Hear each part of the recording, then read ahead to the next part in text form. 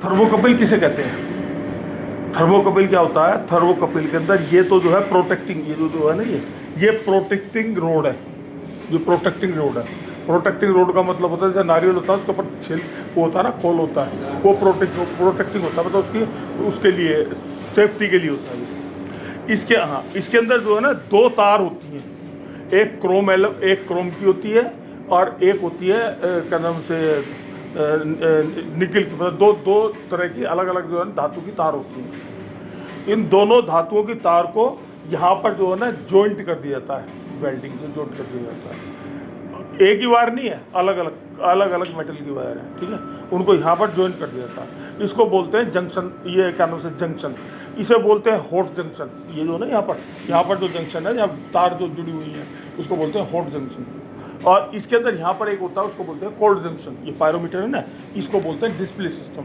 ये यहाँ पर बताएगा कि कितना टेम्परेचर है, ठीक है। तो ये जो है इसको बोलते हैं क्या कहते हैं, डिस्प्ले सिस्टम, पैरोमीटर।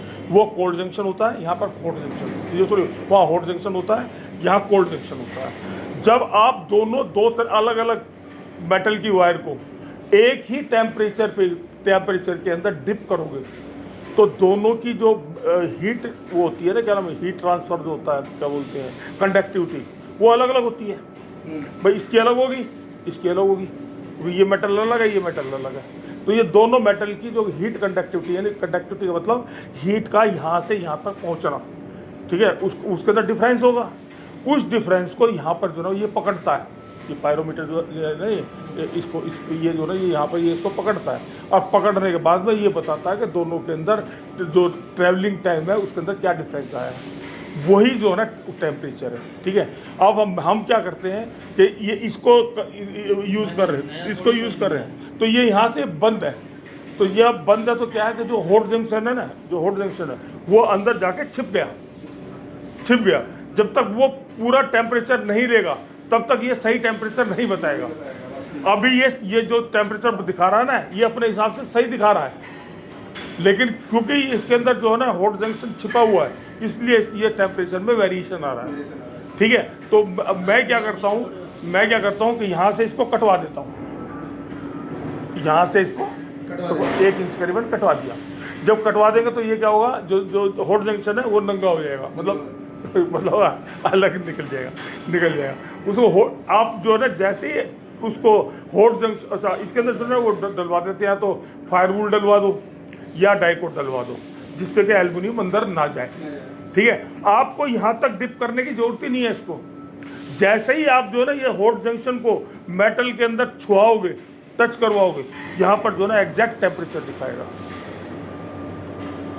ठीक है। कुछ टाइम बाद ये जो ना टूट जाता है या गल जाता है। यदि वो टूट जाता है, गल जाता है, आगे से वेल्ड कर दो, फिर वहां से टूट जाता, गल जाता, फिर आगे से वेल्ड कर दो, ठीक है। तो यदि आप इसको दबा, मतलब मेटल के अंदर डालने के बाद में 15 मिनट ले रहे हो टेम्परेचर का, 10 मिनट ले रहे हो, तो वो 1 मिनट के अंदर टेम्परेचर बताएगा। जो काम इसने 10 मिनट में किया ना, वो 1 मिनट में कर देगा। समझ गया नहीं आया?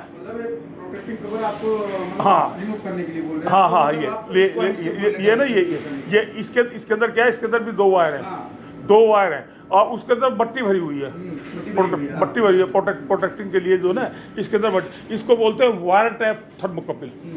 हाँ, इसको बोलते हैं क्या नाम से, ये होता तो ये भी वायर टाइप ही है। इसके अंदर पतली वायर होती है, इसके अंदर मोटी वायर होती है। ये ज़्यादा दिन चलती है, ये कम दिन चलती है, ठीक है। और ये इसके वो जो अंदर वायर है ना, उसके प्रोटेक्शन के लिए है ये, इसका कोई यूज़ नहीं है। जो पाइप है ना, कवर है, ये कवर है, इसका कोई यूज़ नहीं है। आगे समझे? यदि इसको आपको नंगा कर दोगे, या कई बार क्या होता है, हम लोग क्या करते हैं, इसको बिल्कुल लास्ट में जो ना इसका जो एंड पॉइंट है वहाँ टच करवा देते हैं। यदि वो थोड़ा सा ऊपर होगा ना, तो आपको ये टेम्परेचर जिंदगी में कभी सही नहीं बताएगा।